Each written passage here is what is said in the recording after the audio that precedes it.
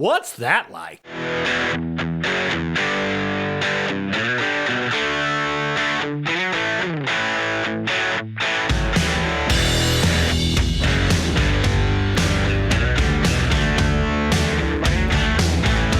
What's going on, people? Hey, it's another edition of the What's That Like podcast. I'm your host, John Knowles, with another exciting edition this week with the folks from Turner Hall. Turner Hall here in Mount Olive, 100-year-old plus organization that does a lot of great things for the community. And I've got Todd Overby, Cara, and Gabe Dexheimer.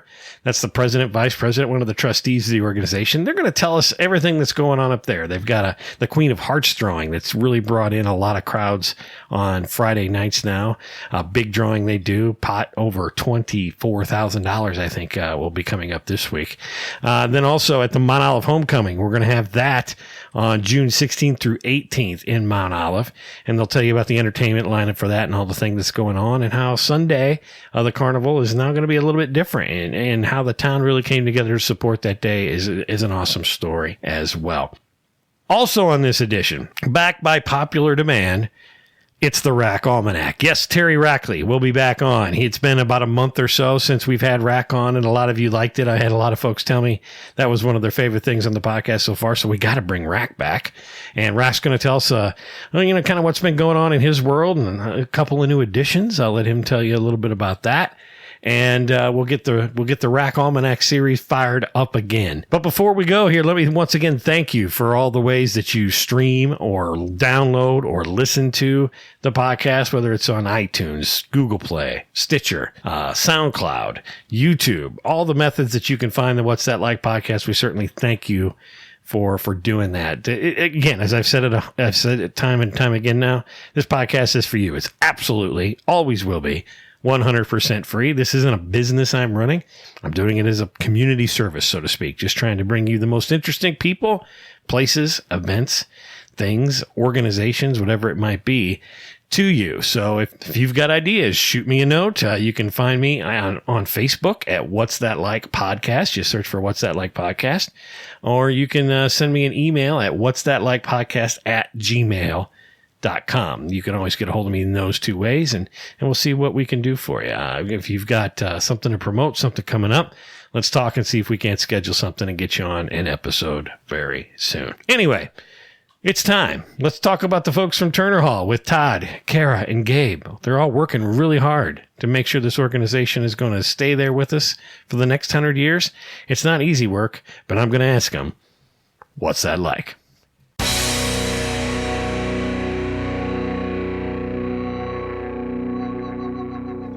All right, so with me today, I've got Todd Overby, Gabe, and Cara Dexheimer from Turner Hall. How's it going, guys? Great. How about yourself, John? It's good. It's glad to have you here. It's summertime. It's hot. It means we're coming up on homecoming. It's the reason you guys are here today. So what is Turner Hall? How long has it been around? What's the history of the place?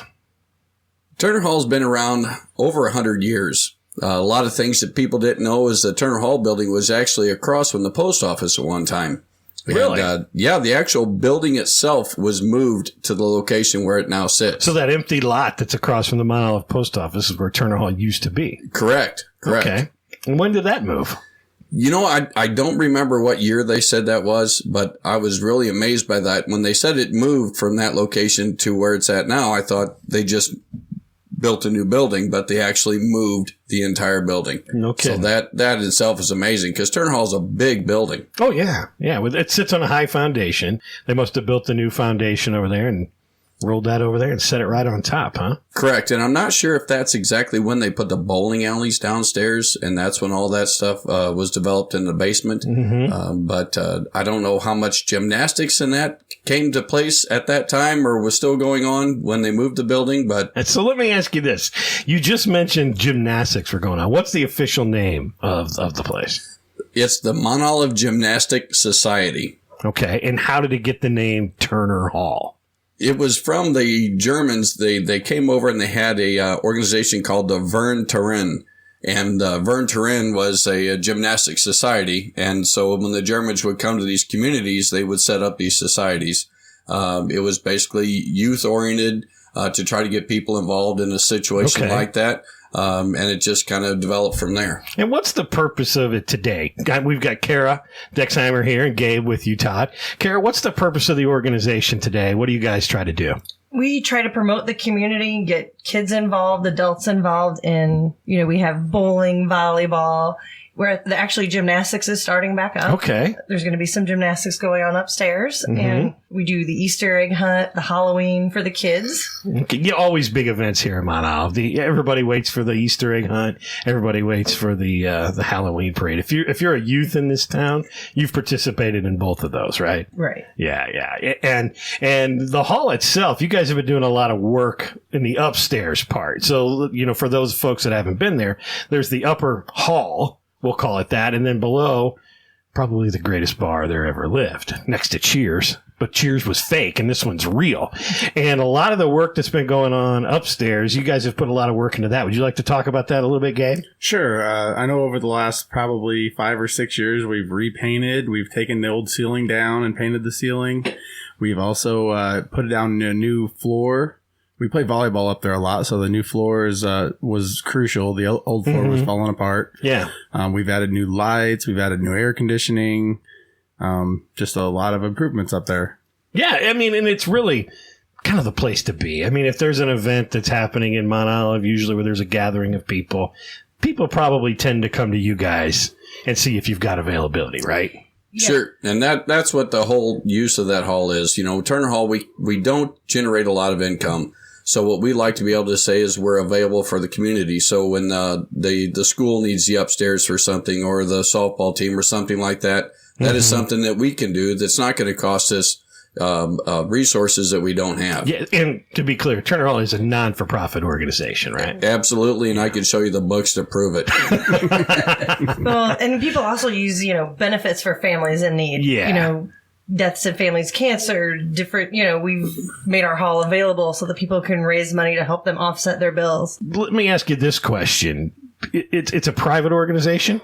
It's a membership organization, but it's open to the public. Okay. The bar, the volleyball, everything else, you do not have to be a member to come down to Turner Hall. And a lot of people believe that you still do, and it's amazing to me. I've been going down there for a lot of years, let's say 35, 40 years, with my parents, and now, with all my friends. But, people still ask me, I can't go down there. I'm not a member. Yeah. And you can go down, member of the public, doesn't matter. Absolutely. But what if somebody wants to become a member? What's that going to get them, Gabe? I'll tell you, the membership down there is not expensive at all. It's $15 for an individual person or $25 per married couple.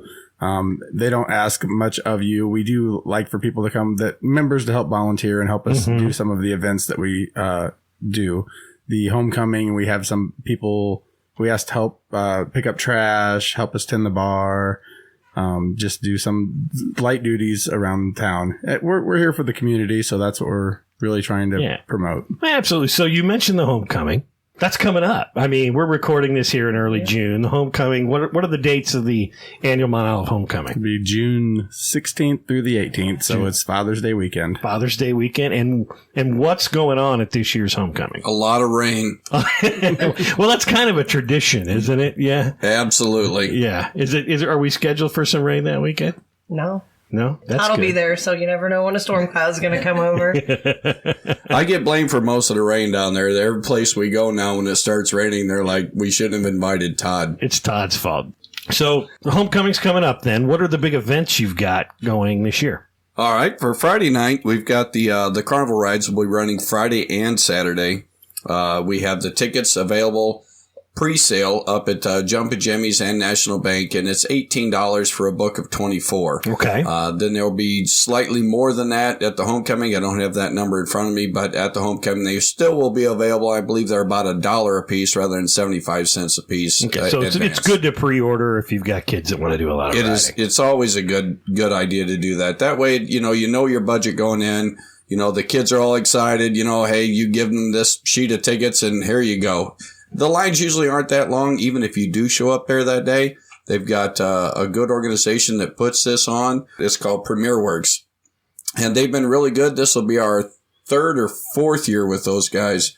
And they've been really good, and we just can't complain about those guys. They've got a really good organization. Their help is good. The owners are really friendly to us, and we have no problems. Good. And on Friday from 3 to 5, we do have the what they call the BOGO, which is a buy one, get one free.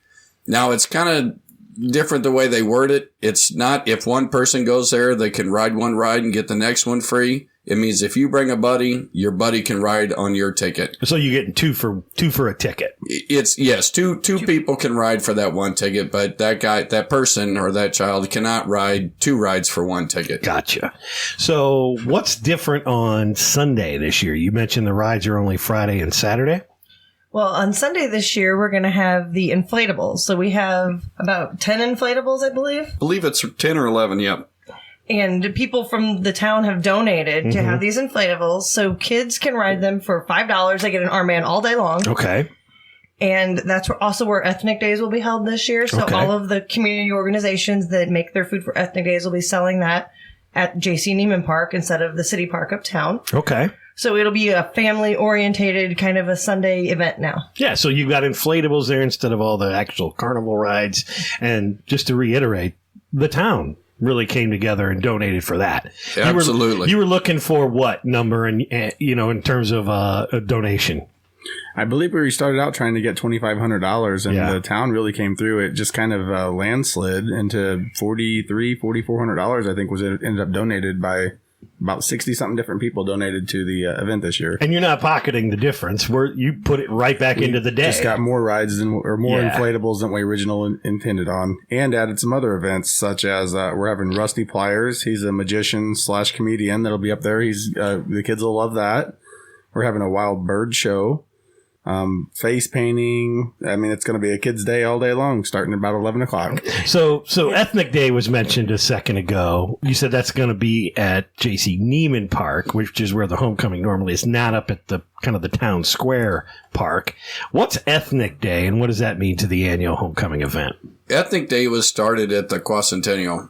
So when that started, and that was 27 years ago now, that everybody thought that was such a great event that we need to carry that on. And the people have really kept that going with all the churches and local charities and anybody else that wants to have a food stand up there. They bring their stuff up there, and it comes from 11 o'clock till usually 3 to 5 o'clock, somewhere around there. They usually run out of food pretty quick, some of those places. So you need to get up there early. But, man, you've got halupki, you've got all kinds of pies and bratwurst and all kinds of different food up there. It's really celebrating the ethnicity of the citizens. And all the different organizations and what they bring to it. Always good. Come up, get yourself something to eat. You can bring the kids this year. Obviously, they're going to have things to do. And as Gabe, you mentioned, a lot of entertainment going to be on site that day as well. For sure. And we're going to have bands every day as well. Who's the band you got this year? Well, Friday night, starting out, we've got Antics. They go from 9 p.m. till 1 a.m. That's the band we typically have on Sunday, but we always have such a great time with them. We're having them on Friday this year. What's the Antics band all about? Tell us about their music.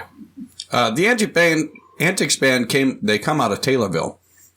They're a bunch of older guys. I say older guys because I think the only young person they have in there is one of their sons is a drummer. Right, yeah. A good group of guys, and they just love to play. You know, they come down here and they do all this stuff. So we've always had them on Sunday. They always get on us. Hey, can we possibly get an earlier day? You know, we want a bigger crowd. They usually just play to us, me, Cara, Gabe, and the Fun Day Sunday group. And everybody knows who that is.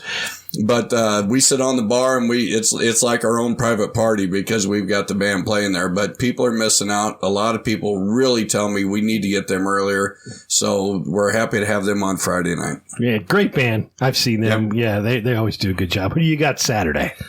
Saturday night is we've got after the parade, which is at 6 o'clock. Hunter Sharp will be appearing, and he'll play from 7 to 9. And Hunter Sharp, if nobody's heard him, really needs to come down there and listen to him. Local guy. Oh, he's from Litchfield, right? Yes, young kid. I believe 16 years old now. I think he's 17.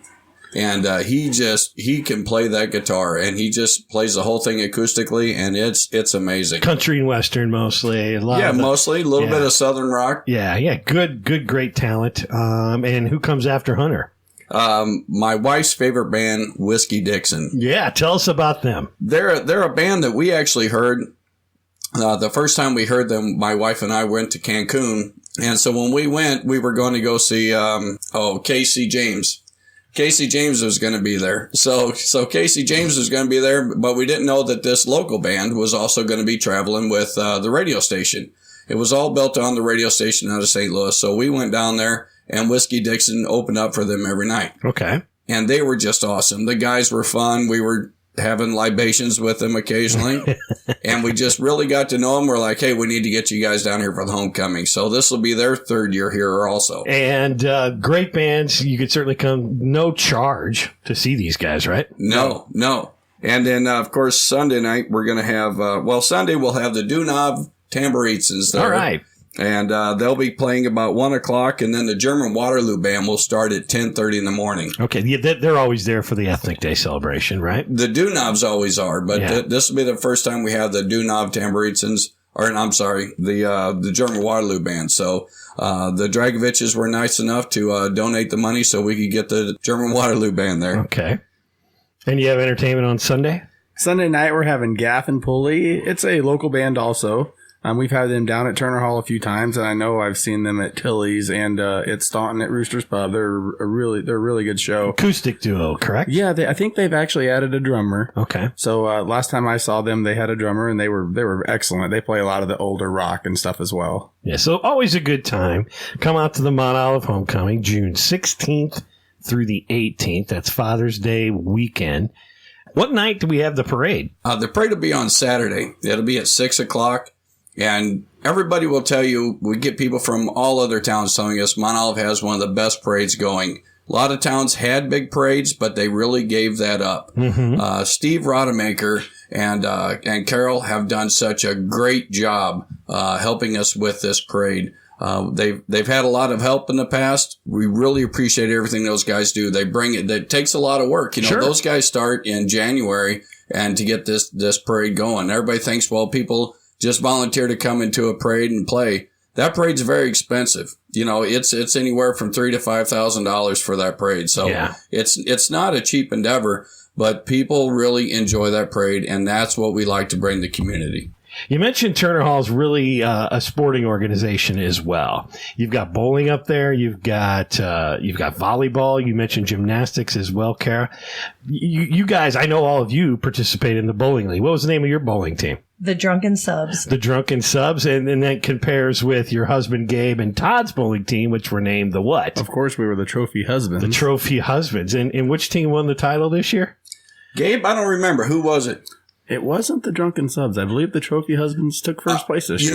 I remember that just briefly. Yeah. Well, congratulations to you guys for winning that. But certainly it's something that goes on for a while. If somebody wanted to get in with the bowling, how does that normally work at Turner Hall? The bowling league itself, it's a weekday league. So right now we have 6 teams in it. We bowled Tuesday, Wednesday, Friday last year. This next season, I think we might have 9 to 10 teams, so we might be bowling Monday through Friday. And what makes bowling at Turner Hall unique?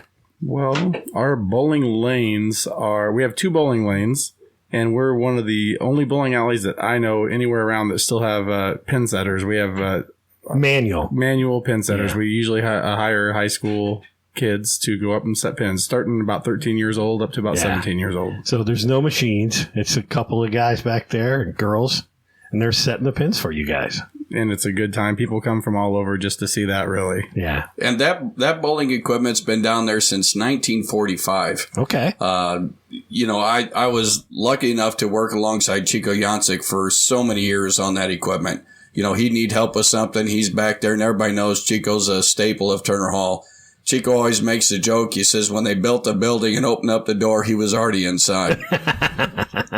Which I don't have a hard time believing. But, he showed me the ropes with all that stuff, and I've tried to keep that stuff maintained. And hopefully I can bring in, Gabe's been helping with that. It seems like it's a really simple piece of equipment, but it's can be complicated from time to time. Yeah, and volleyball goes on as well? Yeah, we usually do a women's league and a co-ed volleyball league. I think last year we had about 6 women's team and about 12 co-ed teams. Okay.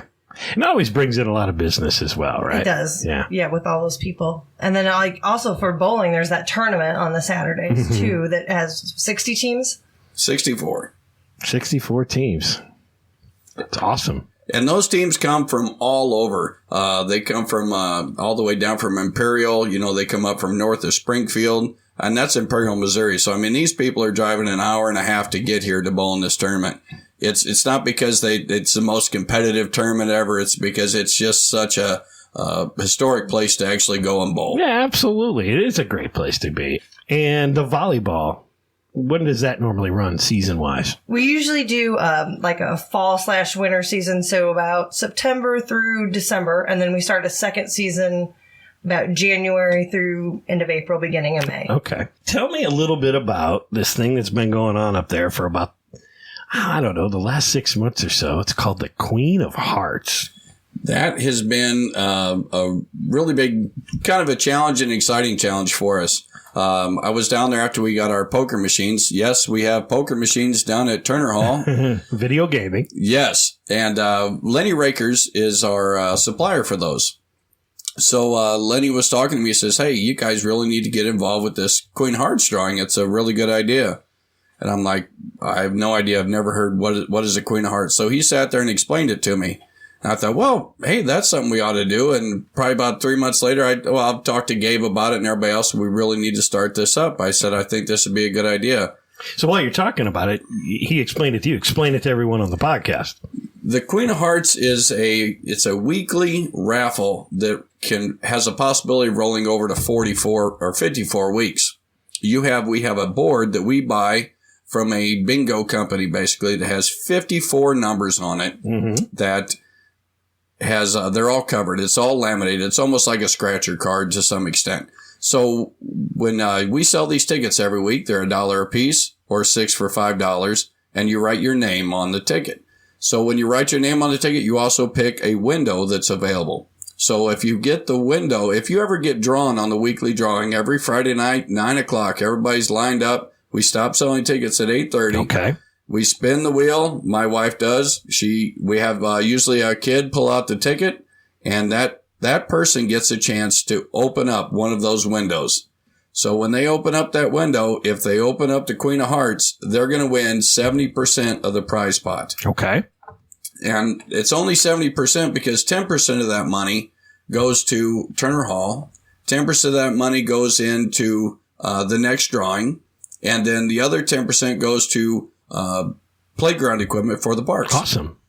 And you have to be present to win. If you're not present, you only win 50% of that money. And that 20% that you didn't get goes into the next raffle. All right. So you've been doing the Queen of Hearts. When did you start it? Maybe first of the year time frame? Something like that? I thought it was November 1st. I believe it was in November. Okay. Yeah. So you started this. It's been then probably 7 months. You're on your second board. The first person that won, I don't know if he wants his name announced, so we won't. But the first person that won, was he present? No, he was not. Okay, so he got half. And then the second pool started actually with basically a 30% or a 20% bump to start off, right? Yeah, so it started about $3,500 instead of the $1,000. So it started faster. Yeah, and here we are in mid-June. And what's the pot worth today? This week's estimated pot, I believe, is going to be about $22,000. $22,000. So if I do the math right, that's a whole lot of money I could win. That's right. So it's a good time. I tell you what has it meant to Turner Hall to have this there every Friday night? It's definitely made our Friday nights a lot busier. Yeah. There's a lot of people come down there that maybe didn't know that what we had down there before, and I think it's really helping pick up business for us. Yeah, I'd say it has. I mean, it really is something where I know I go up there every Friday night, and if I'm not there by 8 o'clock, I'm parking a block and a half away. Absolutely. It's been great for you guys. So a couple of myths I've heard around town, and I'm going to give you guys the chance to explain from the horse's mouth, what is the deal with these drawings? Myth number one, you're going to cap it. Are you going to cap it, Cara? No. It's going to go until the board goes out. So there's 54 cards, including the 2 jokers, 54 weeks. If it goes 54 weeks, it's 54 weeks. Whatever money that is. Which actually answers the second myth that you're going to end it this week. No. Yeah, so there you have it. Queen of Hearts going until it gets drawn. If you're there, you get 70% of the pot. If you don't, or if you're not in attendance, you get 50%. But the money's helping out Turner Hall. It's helping out the Parks Department. It's starting the next pot over. And right? we do the 50-50. So different organizations come up and do a 50-50 every Friday, too. So the other groups in the town also benefit from this. So it's not only helping Turner Hall, it helps the different school groups like the basketball. We did a benefit for someone that had cancer. There have been several... different groups. Band's been down there, different organizations, Delta Tau. So anyway, every Friday night, 8:30, tickets stop. $5, you get 6 tickets. And then at 9 o'clock, the big drawing happens, correct? Correct. All right. And just remember that Friday of the homecoming, the drawing will be held out at the park. Okay, good information. You heard it here first from Todd. The night of the homecoming, Friday night, which would be June 17th, the drawing will not be at Turner Hall proper. It will be at the homecoming. Absolutely. June 16th. June 16th. My apologies. Okay. One of the things that I think goes on at Turner Hall that probably goes on nowhere else that I've ever heard is this card game named Poli. What's Poli? Everybody asks, hey, tell me how to play Poli. And everybody's answer that plays Poli is, I can't tell you how to play Poli. You have to play Poli. Mm-hmm. And that is the absolute truth. I played down there for many years, and everybody will tell you I burned through 3 partners. But I am the reigning world Poli champion with Matt Scheller. The world championship of World Poli champion right takes here. place at Turner Hall. That actually takes place at the homecoming. Mm-hmm. The homecoming that's a Saturday-Sunday event, and that's the world championships. But Poli is it's a game that come over from the old country. Everybody, I'll probably get in trouble if I say it was Croatian or Slovak, being from Mount Olive, but I believe it was Croatian. This game is played with 22 cards in your hand. So every person gets 5 cards. And when you're just watching it, you're like, okay, they played 2 cards, and all of a sudden everybody's throwing their cards in. What's going on? But you've got the older generation, you've got the younger generation, and it's a trick-based game, but it's just only played in Turner Hall. If you can go on Google, which will find anything, and you type in Poli, you will not find any reference other than Mount Olive, Illinois. Any other events that you can promote? The big thing that starts up every year is the bowling tournament with the 64 teams. And, if people want to come in and bowl, don't worry about that. It's going to be some big, competition that you're going to be afraid to be a participant in. Come down there and just enjoy bowling. That's what most of the people down for. They know that they're not going to win this tournament. They just want to come down there and have a really good time. And it is. It is. It's $20 a person, $100 for the team. And you keep it going, and you can have a really good time with it. Well, you generally do, at least one trivia night in the winter, right, Todd? We do. We do a Christmas trivia. I've been doing that Christmas trivia for at least 8 years. Yeah. And it's a really good time. We try to make it, Christmas based. With just Christmas movies and Christmas songs like that, you run out of stuff. So. Cara's helped me come up with a lot of really good categories. Right. Because a lot of times it's tough. You want to change things up. You can't just use all Christmas stuff. Yeah. But it's Christmas based, and I think everybody has a good time. It's always a fun time. It really is. And also that day of the Christmas trivia, if you're a member of Turner Hall, you can come down early and you can eat our free food. We have a free Christmas party, and then all the kids get gifts from Santa, and when Santa comes down. Another perk of being a member of Turner Hall. So if you're a member, you can enjoy that also. Okay. On Labor Day weekend, I believe it is, you guys are sponsoring another event at the J.C. Neiman Park, right? What's that all about? Oh, that event is going to be called Turner Fest on Saturday, September 9th. 2 of our newer members, Randy and Crystal Bursch, have decided that they wanted to put something together. They wanted to bring a little festival to Mount Olive, so we're doing a music fest. It starts at 11 a.m. It goes through midnight. There will be food trucks. They've got some food trucks coming down from St. Louis. Awesome. 3 or 4 different ones with different things available on each one. Mm-hmm. We'll be selling beer up there for sure. Our headliner is going to be Steve Ewing from The Urge. Oh, yeah. So, yeah, he's really good. St. Louis legendary band, The Urge. What kind of music is it generally going to be for those folks that maybe like music festivals? It's more your alternative music. Okay. It's maybe not something that I would listen to all the time, but, you go up to a concert like that, it's like going up to Tilly's, which is a great place for that kind of music now. you go up there and it's like, man, this is not the music I thought I liked, but man, I do like this band. So Orange Punch Warfare's there, I know. Correct. They're from this area as well.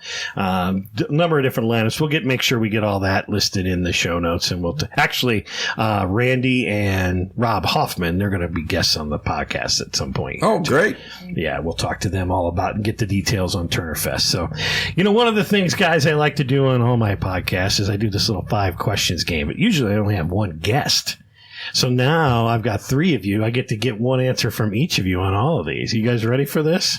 You should ask the question of me about her and her about him and him about me. See, that would be good. Okay, that's not bad. Let's try that. So I'm answering about Todd? This is a little bit of newlywed game here. So then, Cara, what was Gabe's first job?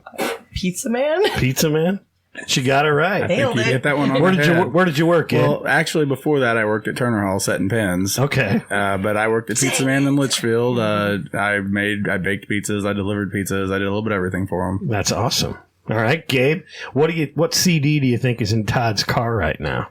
Todd listens to some really weird stuff, man. I don't really know if I would know. There's some off the wall stuff. He listens to books on tape. Is probably what's in his CD player. What are you listening to, Todd? Probably if I've got something in my car, it's going to be Styx or the Outfield. Gotcha. Yeah. Good. I was going to go with Journey. Journey, not a bad choice as well. So, all right. So, Todd, now you get to play this game with Cara. What do you think the most embarrassing app she has on her phone would be? Oh, what's that stupid war game you guys are always playing? Clash of Clans. You like Clash of Clans? Yes. You want to give a shout out to all your clan mates? Is there a certain clan you're in? I forget our clan name. I haven't done it in a while. Gabe's our leader. The clan's called Winter Wolves. Winter Wolves. The clan has fallen. Yeah, Gabe took it over from everybody some bailed kid from overseas. I don't know. Everybody bailed and went to Doug Becker's clan.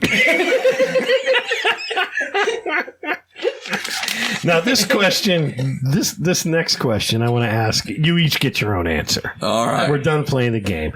Cara, what TV show would Cara Dexheimer be a character on? Friends. Friends. Okay, why? Because I'm friendly. Because you're friendly. Good answer, Gabe. I thought she was going to say the OC. She's always watching this show, reruns, everything. It's kind of embarrassing, really. Yeah. I think it's because there's a lot of singing on the show, and she really loves to sing on live. She loves doing live singing. It's crazy. Okay. What show would you want to be on, Gabe? I think Walking Dead. I think I'd like to live through that, really. It sounds like a challenge to me. Yeah? He'd be a zombie. I would be in every episode. What about you, Todd? I think it'd probably be Last Man Standing, and I would make Mike Baxter look like a liberal. All right. Gabe, what was your favorite Christmas gift you ever got was? Oh, boy. I don't even know. I know one of Cara's favorite Christmas gifts has had to be the remote car starter or the TiVo. She loves the TiVo. Would that be accurate, Cara? Yes. The TiVo? Yes. Todd, what would your favorite Christmas gift you ever got be? I know it's cliche, but there was no gift that I wanted more and got was that BB gun. A BB gun? Yes, I can remember it was that 880 BB gun. Oh, absolutely. Yeah. But and you just can't beat a BB gun. All right, one final question for you all. Why go to Turner Hall? Because it's fun and it's the place to be. It's a taste of Mount Olive. There's all kinds of people, different classes that hang out up there. You're part of the crowd there. I mean, nobody leaves you out. You can walk in there and feel like you've been in there your whole life. You're welcome there. Yeah, Todd. Most of the people that at least the core people that that I still recognize down there have been coming down there since I was 5 years old. I went down there with my parents and everybody else. And, we slept in chairs put together. We slept in the benches by the bowling alley when the parents were still there. That history is still there. So I think that carries on. And I think a lot of people, when they come down there, it's just not like a bar where everybody just comes to drink. Those are friends. And I've had people come up and they say, this is the huggingest bar I've ever seen in my life. and it is. But, hey, it's a friendly bar. You're not going to find a more friendly bar. I couldn't disagree with anything all of you said. I love that place. I that Toby Keith song. I love this bar. I was just going to say that's the theme song of that place. I mean, you got winners, losers, chain smokers, and boozers, and high techs and rednecks, and you got them all. And it's really just I I love that place. I just love hanging out down there. The beer's cold. The beer's good. You're not going to spend yourself out of your wallet to have a good time, and you're going to see a lot of friendly folks. No, you get a pitcher of beer for $6. You just can't beat that. There might be a card game or a board game or Poli tournament or something going on. It's always fun to be down there. Absolutely. Yeah. Well, all right. Nothing else more that I could ask you that probably hasn't already been said. I truly want to thank you all for coming over here. Cara, Gabe, Todd, thanks a lot for spending some time with me here on the What's That Like podcast. And we hope to see you all out at the homecoming. That's June 16th through the 18th. And if not, come down to Turner Hall. Have a good time. Join the Queen of Hearts drawing. And get a hug. Get a hug. Can't end it any better than that. Thanks a lot, everyone. Thank you, John. So, hey, Rackley, we're back here on the RackAlmanac. What's going on, man? How you been? Oh, been all right. Been good. So tell me, you've had a couple of new additions to the family this month, right? In the last 30 days or so. 2 grandsons. What are their names? Preston and Silas. So that makes how many? 8. 8 total, and 4 boys and 4 girls. 4 girls and 8 is enough, right? Is it? Well, yeah. I mean, ain't there a program called 8 is enough? Well, there was, but is that enough for your family? Yes. Do you have anything to say about it? Can you imagine how much Christmas is going to cost? Yeah, I can. I got a pretty good idea. Yeah. What's going on over there in the land of Rack? The greenhouse is done. The garden is in. You went down about 3 weeks ago to a festival. In May. It was in May. And where was it? Mansfield, Missouri. And tell me about that thing. Well, it was the Baker Creek Spring Growing Festival. And what did you learn there? What were some good tidbits? Oh, different things about, GMOs, plants, different ways to propagate plants, like if you want to, which you don't know this, but your little maple tree, your Japanese maple. Yeah. I got one over there in the greenhouse right now. I went and took a clipping off of it to try it out, see if I can get one growing. Well, that's awesome. Well, yeah. That's a nice tree. I like that tree. They're expensive, too. Yeah. Well, there you go. You could extend that line. Now, I think you tell me the story. You took some of that garlic that everybody asked me about on the last podcast you were on, and you kind of spread it around a little further. Is that right? Well, I got it spread out there. I mean, my son-in-law's got it, and a couple of people here in town, and there's up in Litchfield, there's a few people that's growing it.